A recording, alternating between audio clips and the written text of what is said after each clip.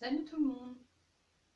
On nous parle tout le temps de compassion, mais est-ce qu'on sait vraiment ce que c'est en fait? Déjà, il faut savoir que ça a un sens complètement différent chez nous et en Orient. Chez nous, ce qui se rapprocherait le plus du mot compassion, c'est empathie. Et l'empathie, c'est la faculté à se mettre à la place de quelqu'un. Mais en fait, la compassion, c'est plus que ça. Il y a cette notion d'empathie, le fait de réussir à comprendre ce que pensent et ce que ressentent les gens, et de réussir à se mettre à leur place. Mais il y a surtout la volonté de les aider. Donc, en gros, la compassion, on pourrait dire que c'est un mélange entre l'empathie et l'altruisme. L'altruisme, c'est le fait de penser tout le temps aux autres. Donc, si on doit réfléchir un peu plus à la compassion, on va prendre un exemple avec un SDF. Si quand on passe devant un SDF, on se dit « Oh le pauvre, j'aimerais pas être à sa place », ça c'est de l'empathie, c'est pas de la compassion. Le monsieur, ça va pas l'aider qu'on se dise « J'aimerais pas être à sa place ». Mais même si c'est déjà bien qu'on soit sensible à sa souffrance. Donc la compassion, ça va être plutôt de se dire « Le pauvre, il doit souffrir, qu'est-ce que je peux faire pour l'aider ?» Et pour l'aider, il n'y a pas 150 solutions en général. Soit on lui donne une petite pièce, même si on ne sait pas forcément à quoi elle va servir. Soit on va lui acheter à boire, de l'eau, un sandwich, peu importe. On peut aussi discuter avec lui. Ça leur fait toujours plaisir aux personnes qui vivent dehors.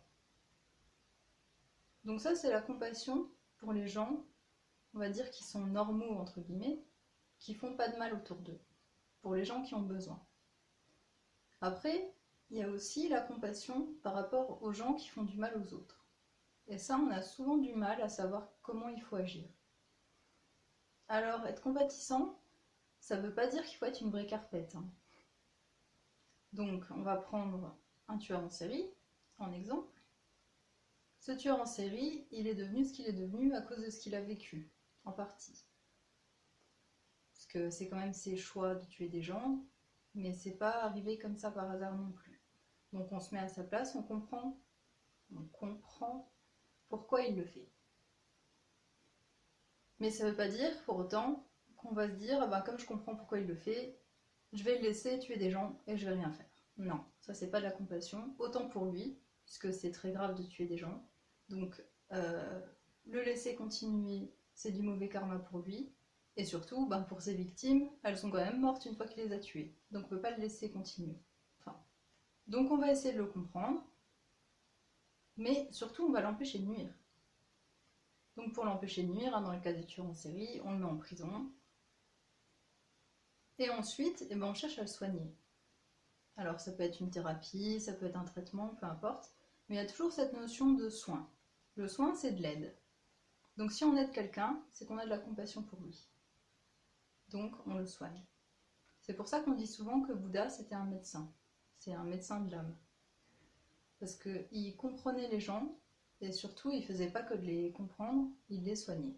Si vous allez chez le médecin, qui vous dit que vous avez un rhume, mais qui ne vous donne pas de médicaments, ça ne va pas vous servir à grand-chose. Donc, il faut à la fois essayer de comprendre, et à la fois essayer d'aider. Après, je sais qu'on ne peut pas toujours aider, on ne peut pas aider tous les SDF, on ne peut pas aider toutes les personnes qu'on rencontre, mais ce qui compte toujours le plus dans le bouddhisme, c'est toujours l'intention. Donc si déjà vous avez l'intention d'aider les personnes mais que vous ne pouvez pas le faire, déjà au niveau de votre karma, ça va tout changer.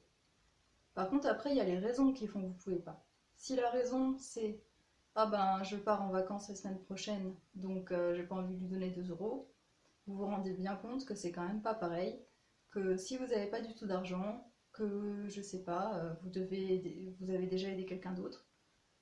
Donc il ne faut pas être hypocrite avec soi-même, puisque de toute façon, si vous faites ça, vous ne pourrez jamais progresser.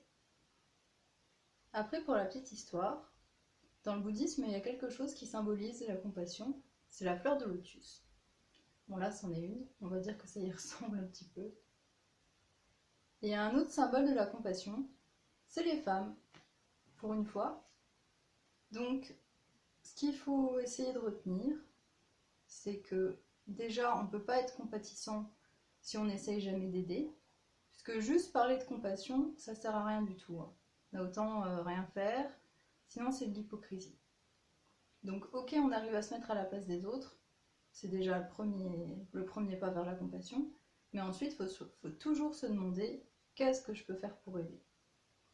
Et il y a toujours quelque chose qu'on peut faire. Des fois on peut juste prier, mais rien que les prières, eh ben, c'est déjà énorme. Je vous remercie de m'avoir écouté. Pour ceux que ça intéresse, je vous mets une méditation guidée sur la compassion pour vous aider à augmenter votre compassion. C'est juste en dessous dans la description de la vidéo.